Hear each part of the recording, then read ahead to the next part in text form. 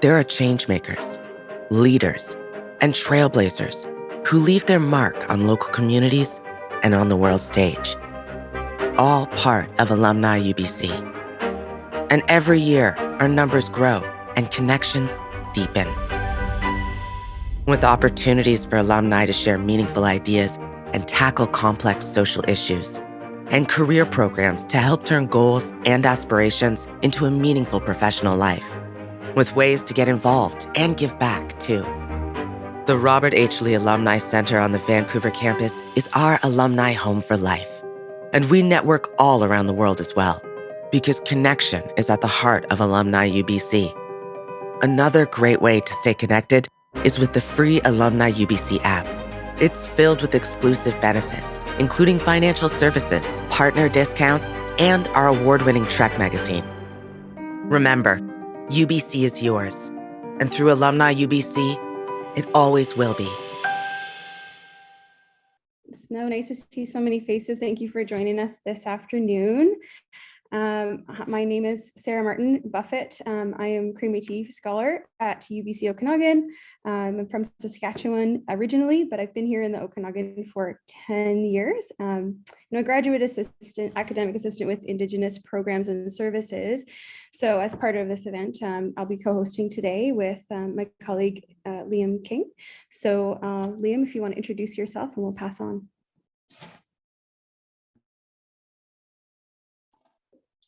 Hi, everyone. My name is Liam. I'm a graduate academic assistant with Indigenous Programs and Services. And as Sarah mentioned, Sarah and I will be your hosts for today's session. I'm currently a Master of Social Work student here at UBC Okanagan, and I'm Cree Métis as well.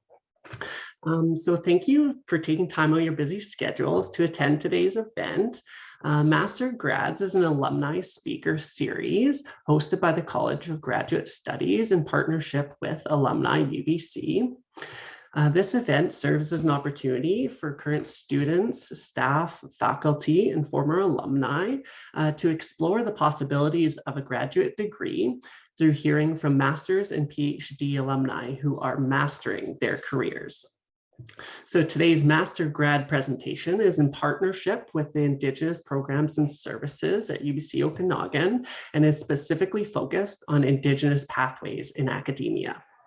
So we have three wonderful panelists with us today to share their experiences in academia. Sydney Paul, Kaylee Meissner, and Tanya Willard, who we will introduce to you more shortly. However, before hearing from our panelists, I'd first like to invite Naim Cardinal, who is our educational facilitator, to provide a land acknowledgement and some brief opening remarks. Good afternoon, everyone. Before we begin, we would like to acknowledge that UBC Okanagan is situated on the traditional, ancestral, and unceded territory of the Syilx Okanagan Nation and their peoples. We would also like to acknowledge that you are joining us today from many places near and far, and acknowledge the traditional stewards of those lands where you're situated. What Haskahalt is Squeeze Naim Cardinal Kintil Tall Cree First Nation, Ninaskamal Kisimantu, Mio Kisakau, Ahawan Tutintik, Wagamagamtik, Chacha Kasanasu Kehiu, Nitsikasan, Tall Cree First Nation, Uchinia. Hello, my friends. I just want to begin by thanking the creator for this beautiful day and this opportunity for us to share in this event together. And I acknowledge each of you and thank you for being here. My name is Naim Cardinal.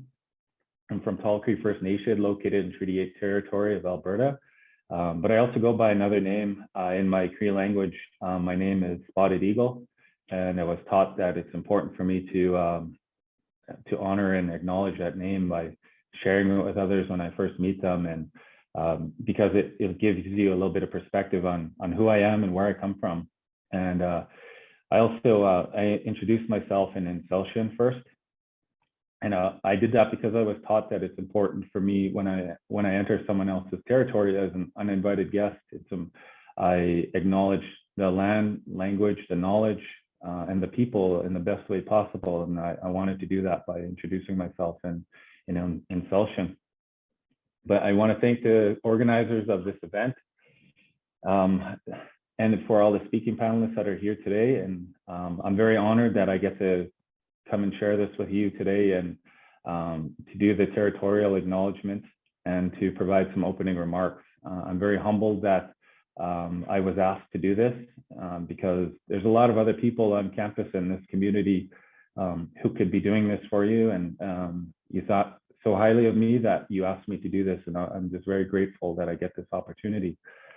As well, I just want to acknowledge you all and acknowledge you for your educational journey that you're all on. And thank you for all the work that you are doing and that you will be doing in our communities and the way you're going to be giving back to the people. I'm very grateful for everything that you're doing and you're accomplishing. And I think it's important for us to remember that when we bring our perspectives as Indigenous people into education and academia, that space wasn't always provided for us. And I'm very grateful that every one of you can bring that to these educational spaces. And just before I go, I just want to share something with you, and I want to share something, a teaching with you from my home territory. There's a word we have, it's called mi'opamatsuan, and it means to have a good life. And I wish that for each and every one of you. I wish you a good life, and a good life in the sense that you're loved, you're being taken care of, you're being fulfilled and sustained by what life gives us every day. You're surrounded by people who care about you and are looking out for you, especially while you're on your educational journey, because it's not always easy. And there's going to be days where it's tough, and we're going to need those people around us who love us and to take care of us. And I wish each and every one of you mi'opamatsuan as you move forward today. And I want to thank you again for the invitation and the opportunity to come and share some opening remarks with you. And I think this is a wonderful event that was planned by the organizers, and it's going to be really helpful to everyone who wants to make that next step in their educational journey. So ahai nanaskama limlent. Thank you so much, Neem, for those beautiful remarks and for providing those teachings to us. That is so great to hear that from you. So thank you. So the agenda for today's event will include introductions to each of our panelists, where we will then move into a facilitated discussion period where Sarah and I will be asking each of our panelists some questions that we've prepared. And then from there, we're going to go into an open question and answering period from the audience. So now let's hear from our panelists. So Sydney Paul, if you wouldn't mind going first and just introducing yourself, please.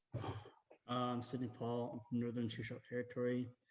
Currently living here. I have 3 different jobs. One with the health center, one with the wellness center, and an education department. I did my master's degree in health and exercise sciences and my bachelor's degree in humanitarians at UBCO, and I moved here pretty much right after or during my master's program. My research was on physical activity and cultural activities. So what I did was I looked at I monitored physical activity and how much people gain while they're hunting. So I used different tools to kind of calculate and kind of determine how active people are. And then I did that through the day, and I compared it to regular living, just to see if they're more active while they're hunting or if they're just an active individual.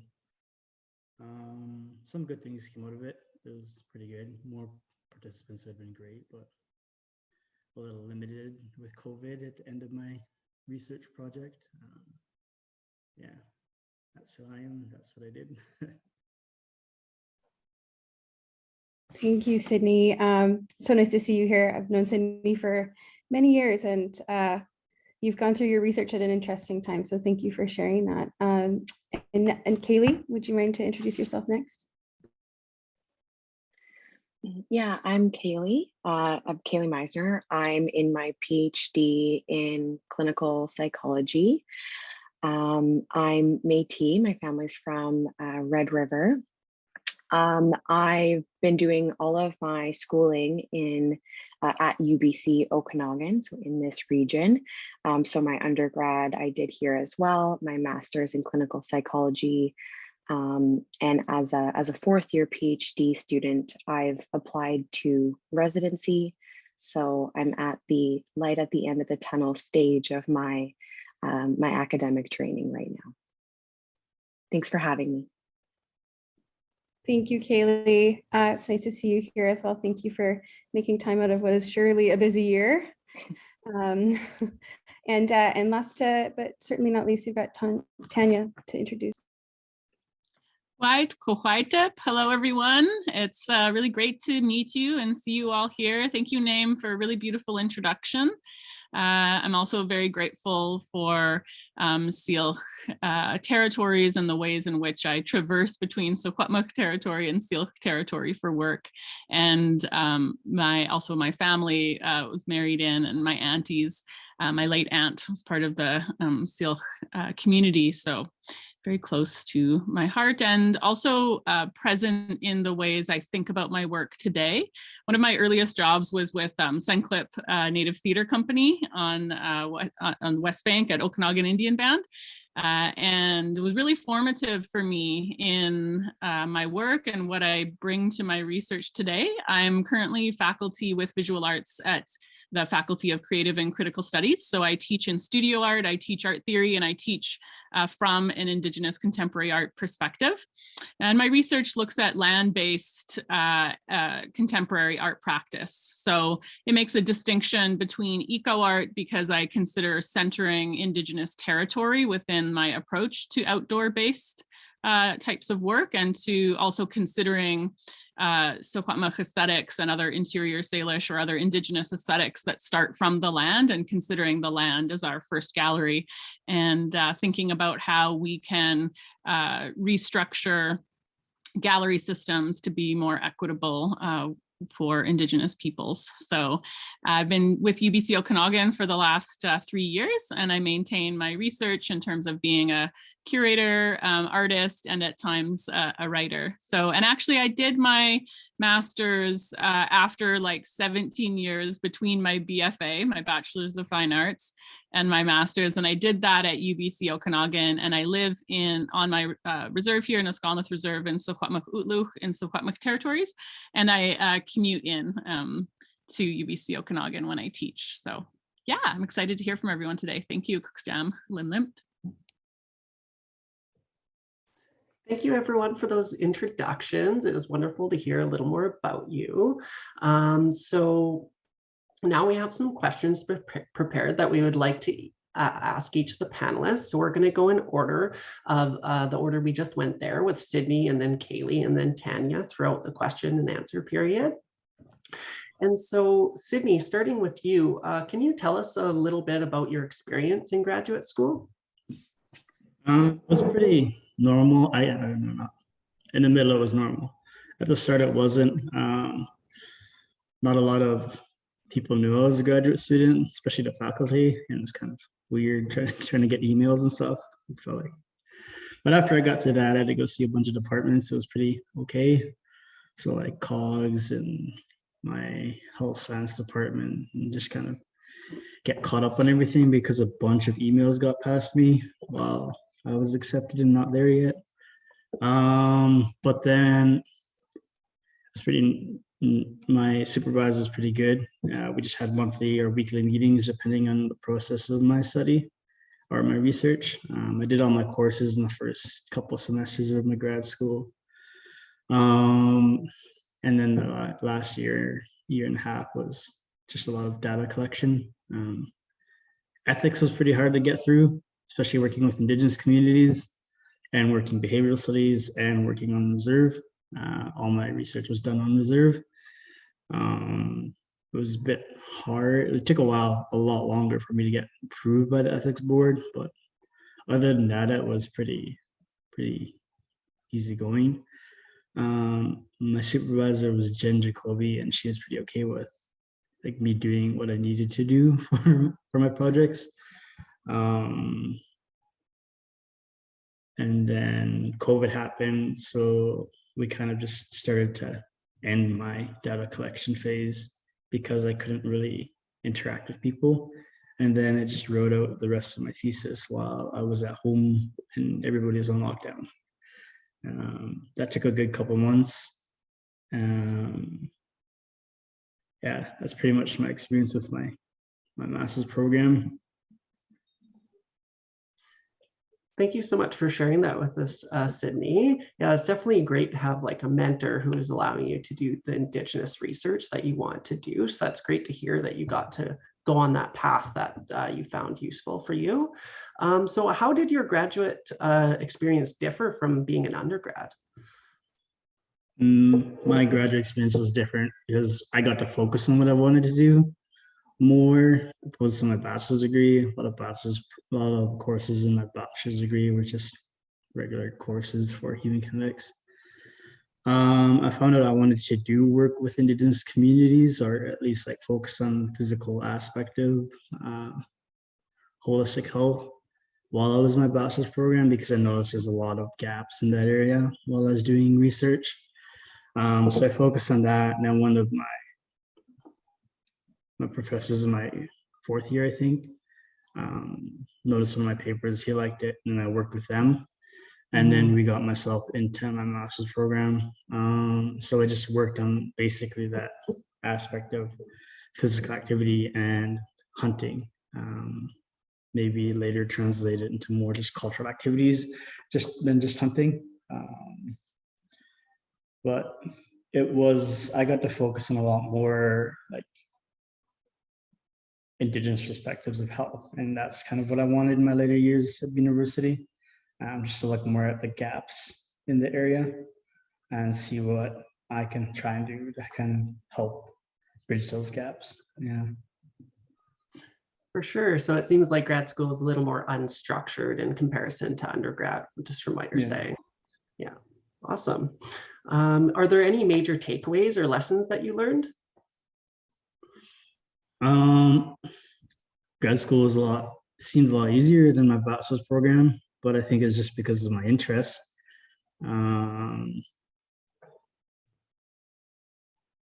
It's a lot more paperwork than I thought would be involved in doing like a research-based project. And then your supervisor like helps a lot. It depends like who your supervisor is and if you can work well with them. I've heard of the stories of other grad students where they didn't like click well with their supervisors and it wasn't a great experience for them. And then it dragged out their project longer than it should have been. Yeah, finding a good supervisor is a good one for sure. And somebody that you can work with. But it's enjoyable. It goes by really fast. Yeah. Yeah, for sure. Thank you so much for that, Sydney. Yeah, and academia definitely have to get used to paperwork. That's something you have to be used to for sure, going up into grad studies. So we're going to move on to Kaylee. So Kaylee, can you tell us a little bit about your experience in grad school? Yeah, I would describe my 5.5-year journey through grad school so far as quite the roller coaster. The program that I'm in, clinical psychology, is an exceptionally busy program. It's quite highly structured. There's a lot of courses and in practica and research commitments. There's so many things I've enjoyed, and I think my favorite part so far has been when I've had the opportunity to share the things that I'm passionate about with other people. So I really like public speaking. Yesterday, I had the opportunity to lead a stress management workshop, and it had very few attendees, but it was still a lot of fun, and everybody who came got something out of it. And I guess for me, a lot of grad school has been about really figuring out what I can contribute to this world and preparing me to do that. So in the ways that align with my values and my strengths and who I am, and sometimes that's challenging, especially grad programs, universities in general are often quite structured, and sometimes there's a mold to fit into, and it can be challenging when you either, don't fit the mold, or you don't feel like you fit that mold, or you don't want to fit that mold. If that doesn't align with you. So I think a roller coaster, lots of really great things and lots of challenges as well. Great, thank you for sharing that, Kaylee. And definitely, as Indigenous students, that mold is definitely, put on just in the structure of academia. So that's a great thing to highlight. So then how did grad school differ from undergrad for you? For me, it was a lot more responsibility, a lot more independence, but also I think just my place in my community shifted. So in undergrad, often it kind of feels like you're one in 1,000, just a sea of people, you're in huge classes. And maybe you have the top grades, or maybe you're in that top chunk of students. And then all of a sudden in grad school, I was average compared to my peers. And so the things that I had previously regarded as my strengths were everybody's strengths now. That was no longer what made me special. And so there was a lot of exploring for me on, what are the pieces that make me me, whether it's, like what strengths I have sort of academically, but also just my personality, because I was sort of caught up in being the person who liked school and did well at school. And now I was in a room full of other people who liked school and did well at school, so I had to ask myself the question, what else do I have, or who else am I? What else makes me me? And so there was a lot of exploring in that way as well. Awesome. That's great to hear that you got, that opportunity to explore yourself while also getting an education and moving towards your career. And so are there any major takeaways or lessons that you learned? I think I've learned that just because the mold wasn't made for me doesn't mean that I can't carve out space for myself here.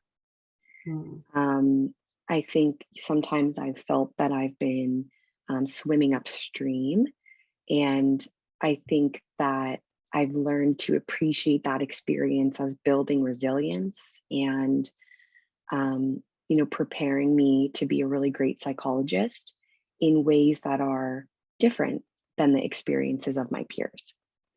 So, just appreciating what some of those challenges have brought me, like what some of those lessons are, and knowing that I can carve out space for myself here. Awesome. Thank you so much for those answers, Kaylee. So just moving on to Tanya, can you tell us a little bit about your experience in graduate school? Sure. Well, maybe I'll start off that I had this like 17-year interval between doing a BFA and actually going back for an MFA. So I was working professionally, I was curating, I was working as an artist, I was doing a lot, and I had a young family, and I decided I wanted to take a little bit of time out. This was like all the theory going in, and then I'm going to explain how I was incorrect in many of my assumptions. But I thought that I'd sort of take a break from professional work and get an MFA, because I was interested in thinking about teaching, and balancing that with my practice. So I went ahead and looked at programs because I had a family. I had originally looked at low residency programs, but then really the program closest to me from living near Chase on the reserve here was the UBC Okanagan program. And I had a number of acquaintances who had been through that program and knew some of the instructors. So I chose that program, and it was really quite bewildering to go from what my BFA experience was at UVic to the graduate program. And I did do my first year back before it was UBC Okanagan, when it was Okanagan College. So I did do my first year, transferred to UVic, finished up my BFA, and then proceeded to kind of live life and work as an artist and activist. And I used to do a project with Indigenous youth communications. So I had a number of experiences before landing into the MFA program. And the MFA program had really kind of shifted directions. So the emphasis on research, which is a way of translating for artists what we do to fit into academia in some ways. So again, carving that space, as you mentioned, Kaylee, quite literally, is something that the artists are doing to kind of to validate the research methods they use. So similar to Indigenous methodologies, our artists are often needing to advocate for the ways in which we work. And so I have this kind of double advocacy portfolio in terms of as an Indigenous person, as well as with my research being, visual art based.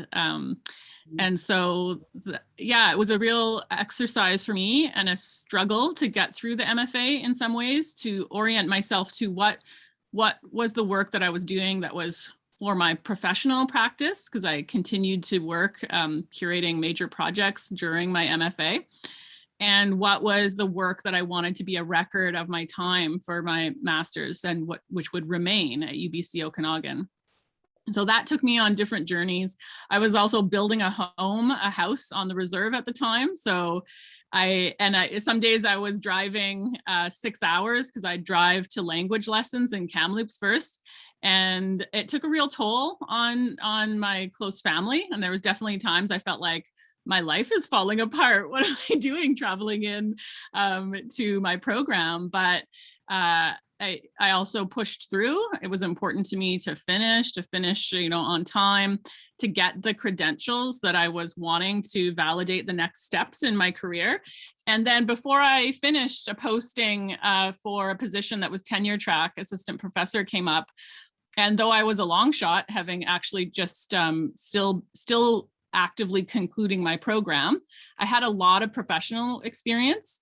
And so I decided to just throw my hat in the ring and ended up with the position. So then had this really interesting trajectory of moving from graduate studies into an assistant professor position at UBC Okanagan. I'm moving into my 4th year next year there. So like many of you, a real journey, at times a struggle, definitely, to go from the systems and the ways I was learning at home, learning from my dad being a hunter, learning about art, basketry, learning about stuff on the land, and then this constant act of translation to bring that to my work, in research and my work on campus. And so, and also many beautiful things along that journey as well. But just like that, you go into it also with the real fact that we still need to advocate for the ways in which we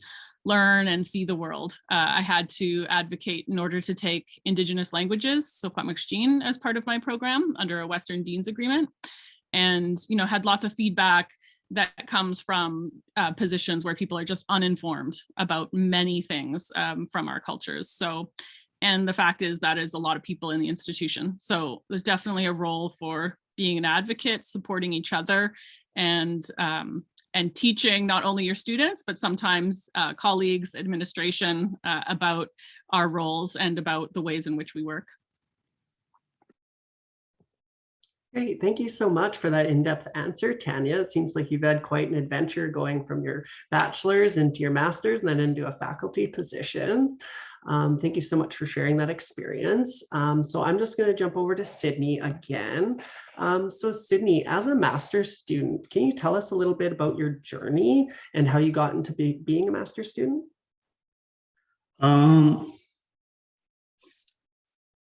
Yeah. I wasn't planning on being a master's student or doing like anything, but then I wasn't planning on doing a bachelor's degree either. I wasn't doing well in one of my classes, and I ended up doing a paper for one of my professors. And then they noticed I was way better at writing than I was at doing tests. Just the knowledge didn't translate that well. So the rest of the year, he got me to do like different papers or research projects or editorial kind of stuff. And then that's the professor that liked my work that I've written. And then that's how he helped me get into my master's program. It was about deadline time, I guess around November, December. We decided to move forward with like my master's application. And then we did that all in like a week. And at the same time, we tried to publish that paper that I written. It's published now, but yeah. So there's a lot of writing and stuff going on at the time. A lot of moving parts, but it was really helpful that he came on board to kind of get me into my master's program, because I wouldn't have been able to do that by myself. Really tricky to do all the forms that quick. Yeah, it was probably a couple of weeks before the deadline, and we finished the application a couple of days before it closed. And then I got accepted, but they didn't accept me until late in the year. And I was busy fighting fires. I didn't get the email until I think it was like mid or late August, and they were expecting me in September. So I had to defer the first semester or first 6 months of the program. And then, yeah, I started in January, and that's when people didn't know I was a student because I missed half of a year at that point. I didn't go any of the orientations or any of the meetings or any of that stuff. Yeah, that was my first like experience of master's program. Awesome, thank you, Sydney. Yeah, these journeys definitely aren't always like a linear, straightforward journey. Hey, so it seems like yours had some twists and turns in it as well. And so, Kaylee, as a doctoral student, can you tell us a little bit about your journey? Yeah, so my journey might be different than, well, it's different than a lot of people's, even in my own program. I decided when I was a teenager that I wanted to be a psychologist, even though I had no idea what that meant. And I definitely had no idea it meant 12 years of university. But I can be quite determined. And so once I decided that was what I was doing, I entered undergrad with that goal. And it was when I was in undergrad that I learned, okay, to get a PhD, I have to get a master's, and to get a master's, I have to graduate with an honors degree. To get an honors degree, I have to contact a professor. So I sort of just worked my way backwards and got involved with some psychology professors on campus. I started volunteering. Then I had some like 4 credit research positions. So I earned course credit, and then I completed my honors. I didn't get into grad school my first year of applications, but I wasn't too worried. I was warned that that was going to happen. And so my approach was to apply for however many years it took. So if it took 10 years, it was going to take 10 years. So thankfully it didn't. I got in on my second round of applications. And then the way my program is designed, the clinical psychology program is designed that you start the master's with the intent of completing the PhD. So you do technically have to reapply, like you have to apply while you're in the master's for the PhD. Although a bit of a funny story is that I didn't know that because I went to school with a group of people who were sort of told like, it's one program, you know, once you complete the master's, you just go on to the PhD. So I found out like 2 days before the deadline for applications when I was in my master's that I had to apply for a PhD. So that was stressful, but everything got in, and you know, there were some emails between the department head and the College of Graduate Studies and some things. But ultimately, I was accepted into the PhD program, and then the the PhD in my field is 4 years, and then a 1-year residency program after that. Sorry, that was a very long answer. I don't know if that answered your question directly or not. No, you did. Thanks so much, Kaylee. It's so great to hear about your journey a little more. And so just going to Tanya, you did speak about your journey a little bit. Is there anything more you want to highlight in regards to your journey?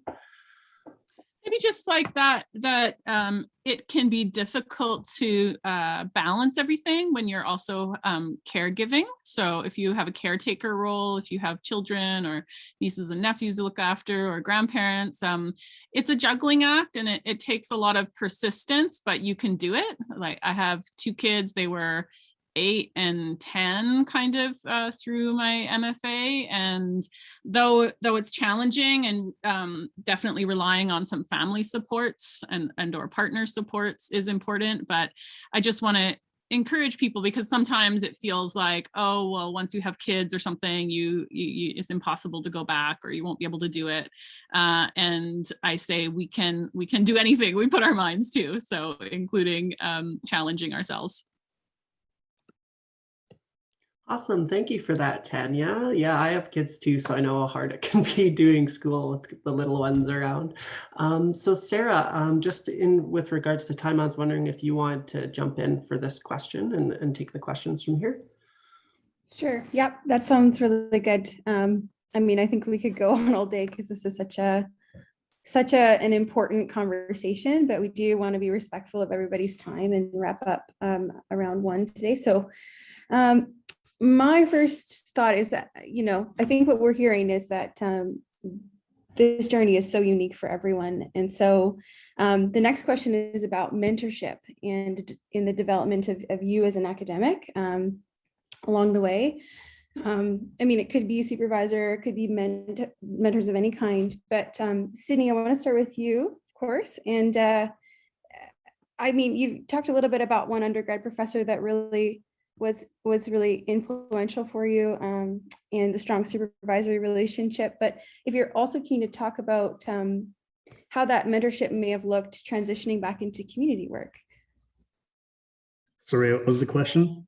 Oh, about mentorship, your mentors, just tell stories. You've already shared a few, but whatever. Like it was pretty much so my supervisor while I was in the program was pretty free with like letting me do what I needed to do. She didn't understand fully what it was like working with Indigenous communities. So I kind of explained a lot of stuff before I did it. And then I went into working on my reserve. That was a different process as well, just because working in community, they had their own process to kind of allowing researchers. Professor and I, supervisor and I worked through that together. There's no guideline through UBC, so it was kind of helpful that they were like involved in my study, and then just learning as well. Was pretty good, I guess. I don't know, made it a little easier than being involved and allowing me to do what I needed to do to kind of get my project moving. Yeah. That's great. That's perfect. I mean, sounds like a lot of supports, right? Whatever that might have looked like at different phases. So that's really great. And Kaylee, how about you? You've got 3 stages of degrees kind of all lined up. And so did it look different for you, the mentorship piece, as you moved through?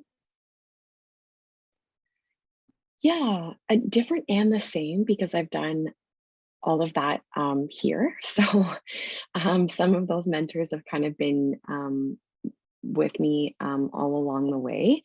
I know that just that process of applying to grad school for me was extremely overwhelming, and that would have been entirely different if I didn't have really great mentors. I had a couple of great mentors at the faculty level, but also some really great grad student mentors.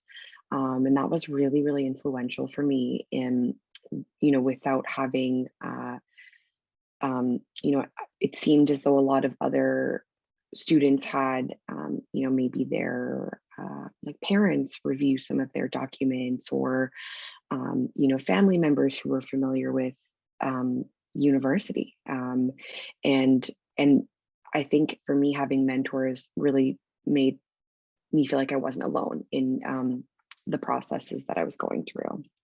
And then in my master's degree, my relationship with my mentor was just like a lot more involved and a lot more hands-on. And through my PhD, I've just had a lot more mentors and a lot of different mentors and a lot of different perspectives. And one of the things that my experience with mentorship in my PhD has illuminated for me is that it's okay to disagree with your mentors, and that they each just have their own perspective, and that's going to come from their own experiences and their own lenses. And so if you take the same problem to different mentors, you're going to get different answers.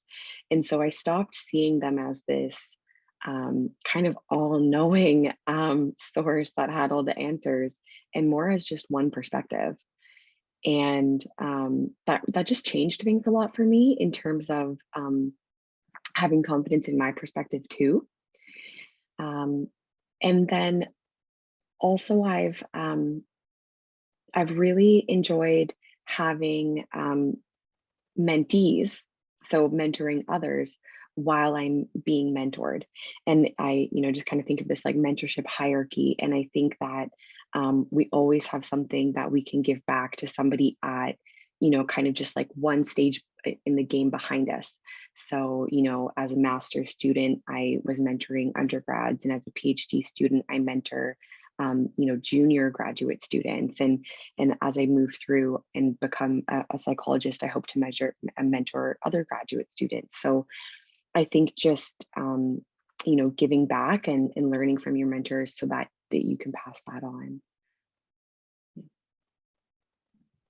Yeah, that's a really beautiful image, sort of this this ladder of teaching and learning and passing and giving. And thank you. Tanya, how about you? Obviously with mentorship, you're stepping between worlds with the land-based contemporary art and advocacy perspectives. How did mentorship play out for you with your development? Yeah, I came in having had to run the show and a lot of the work I was doing previously. So, I was independently contracting. I was supporting and growing organizations on my own. So I came through with a lot of practice and taking initiatives. That's something I had to do. We had to make the spaces we wanted to see as Indigenous artists and community members. So I came through with that. So mentorship was sort of different for me because I wasn't that used to it. And I think it happened on a less formal level for me. Really, I needed somebody to help navigate the bureaucracy, for sure, in terms of a supervisor relationship.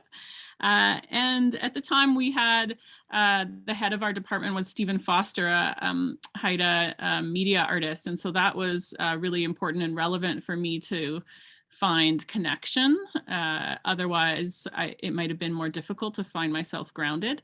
But I think in my second year, I started to take a number of Secwepemctsín language courses, which I had taken before, but it was a more advanced level in Kamloops with Dr. Marianne Ignace and Elder Mona Jules. And I think of their mentorship because there was days it would be snowing. I had to drive, like I said, an hour to Kamloops and then 2 hours to campus and 2 hours back. And whenever I felt like complaining, I would look at Mona, Elder Mona, who was there with her curriculum, ready to teach, coming, having driven down an hour and a bit from Sketcheson, and she was in her early 80s, and just realizing the strength of those people in our community, elders, knowledge keepers, matriarchs, people who, worked tirelessly and continue to, was my mentor experience in terms of these are people who are working the last 25 years to restore language and different practices. And so I need to be stronger. I need to be able to, finish up my MFA project. Like, it was really important for me to see that as, if they can do it, if they can model that commitment to their work and to what our communities need, then I better get myself in line and be able to meet that, but within that also to have a balance, to really understand and find ways. And that's where formal mentorship comes in, is if we're really struggling, then there are ways to shift assignments, to shift expectations, to shift what we're producing. And that's that advocacy part, which I think we're still engaged in. It's really surprising for me to hear from Sydney that you had difficulty with ethics, because as a Secwepemc person, that's what we want. We want support people from our community to be doing research and be doing work within our communities, not somewhere else, right? And that's the advocacy part, that those guidelines and ethics and approvals that are really important are also tend to be thought of as non-Indigenous researchers going into Indigenous communities. And sometimes when we're Indigenous researchers, we're then faced with a kind of a system that wasn't really designed with us in mind in the role that we're in. And so, yeah, there's so much growth that's still happening, and it can be both exciting and frustrating to be a part of that. Yes, I would agree.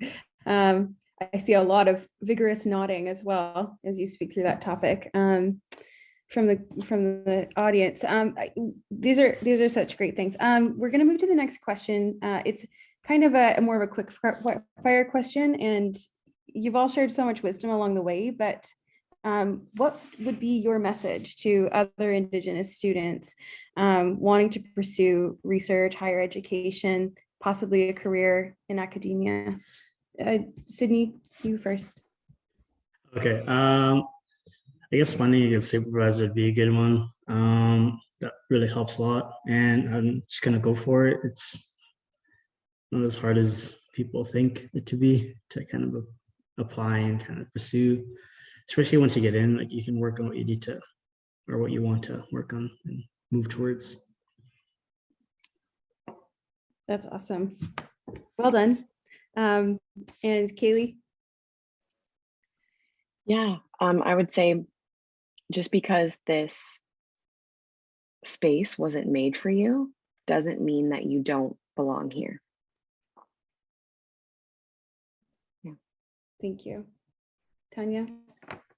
Yeah, I think those are both such great things to impart, Sydney and Kaylee. And I think, like, those of us who are there, we're doing our best to stick our foot in the door and to widen it out for all of you, and for people to join us, and for us to really start to see ourselves not only represented, but thriving in these settings. And because we have so much to offer. We have so much to offer. And I think maybe that's the thing I want to leave with, is that it's not all about you getting in, right? That's how the university kind of sets it up. Like, oh, am I good enough to get in? You are good enough, and you have to make sure that the university that you want to go to is smart enough to see your value and your excellence, because we bring that as Indigenous peoples. We bring entirely new worldviews and ways of looking at it, and and really rigorous and futuristic imaginations to our programs and to the university setting, and you're capable of that, and you should be valued. Thank you, all three of you. Those are really actually really empowering messages, even for me to hear. So so we're going to facilitate an open Q&A. We've got a few moments left, and so questions can go right into the chat. And it's okay if you have one, it's okay if you don't, but please stick around and listen for some additional thoughts and perspectives here. Sarah, I will just jump in because we did have a question submitted just in advance of this session. Oh, sorry, I've lost it now.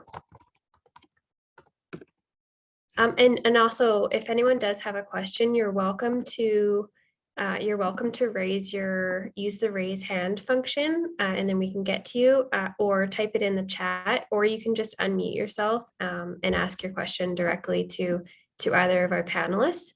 But the question that we received just in advance of this session, our audience member had asked, I guess for all of the panelists or anyone who has some thoughts, and I'm just quoting here, as a mature mixed blood Indigenous woman with a bachelor's degree, 26 years of experience with the BC government, retired now, and unique experience with Indigenous people, I'm wondering how my extensive experience can factor into a graduate degree. Might interdisciplinary studies be the best fit? I'm really curious about the rich and unique Indigenous ways of being and knowledge, and wondering how do these merits factor into choosing a bachelor's degree. Sorry, paraphrasing a little bit at the end there. Tanya, do you have any thoughts on that? Yeah, this was all sounding familiar in some ways in terms of, I mentioned the kind of time I took between a BFA and an MFA. I feel like there are some assumptions that are correct there and some that are not. So I also had a lot of experience and thought that that would, in different ways, and also interdisciplinary kinds of, experiences professionally. And I thought that that would get me further in my program than it did.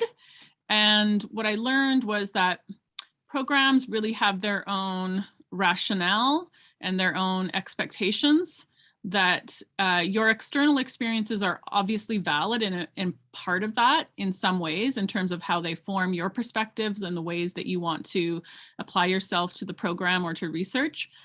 But there's no sort of way to kind of pull credit from your experiences in a very direct way. And I think that's part of the advocacy, and really supporting community engaged research, I think, is important. It's something that I'm interested in supporting in my work and thinking about, but it's not always coded into all the programs. So your experiences will help you, like as a person, be able to meet the challenges of your program and get through. And yes, absolutely bring your unique perspectives and Indigenous ways through to the program.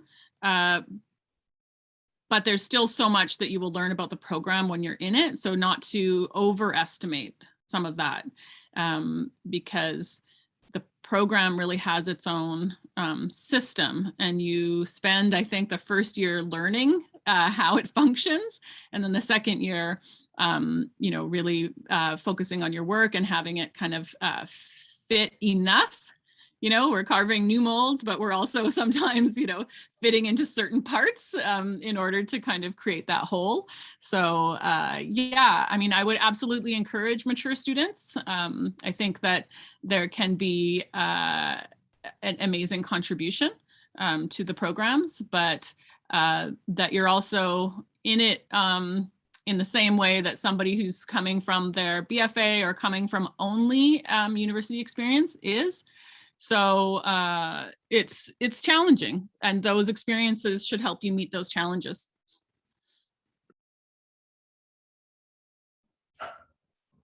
Okay, thank you, Tanya. That was great. We have room for one or two more quick questions if anybody has. Oh, okay, one from Bonnie Lynn.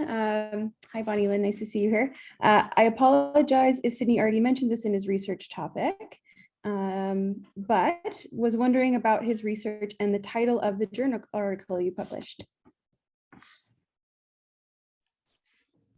I can't remember the title. I think it's Deer Hunting, an Innovative Teaching Paradigm.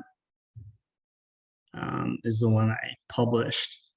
Probably gonna do more based off of the thesis that I did, but it would be something similar, more specific to like physical health and hunting. Yeah. Yeah, that's great. Sometimes it doesn't sound like where you're going, but it's part of where you're going in the title. Yeah. Yeah, and thanks, Sydney. Any other last questions? Anybody want to jump in here? I just looked that up, Sydney, and I found the link because I was curious too, so I just put it there. Thank you, Tanya. That's fantastic.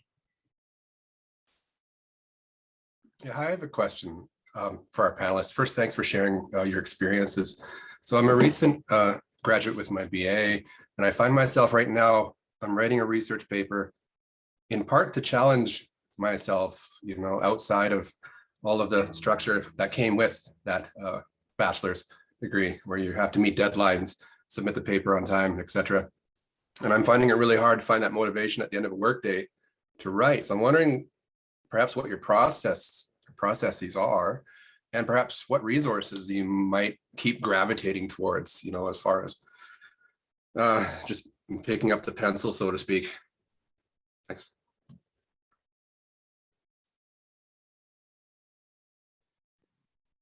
I mean, I was mentioning this, so maybe I'll just chime in.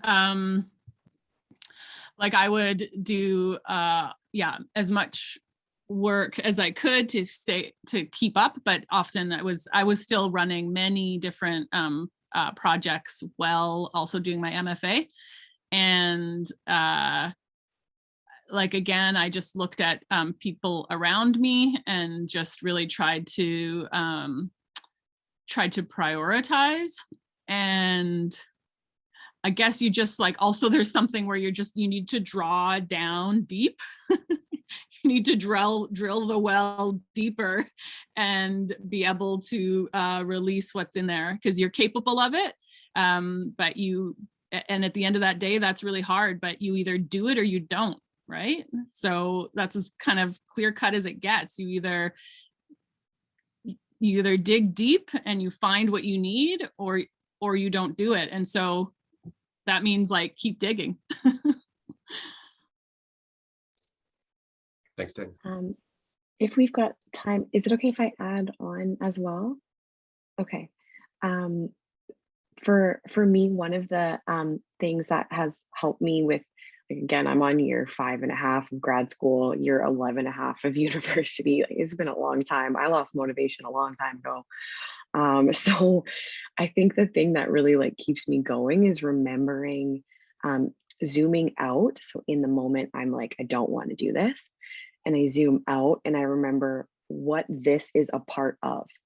This is the next, gate on my journey. Getting this done will allow me to help the people I want to help. Getting this done will allow me to, serve the purpose that I have. So I think, acknowledging in the moment, I don't want to, and also zooming out and how does this fit in being the person I want to be and, contributing what I want to. So that helps me sometimes. Thank you both. That great question, Jackson, and thank you both for that. It's true, big picture moments, they're really important to zoom out sometimes, hey?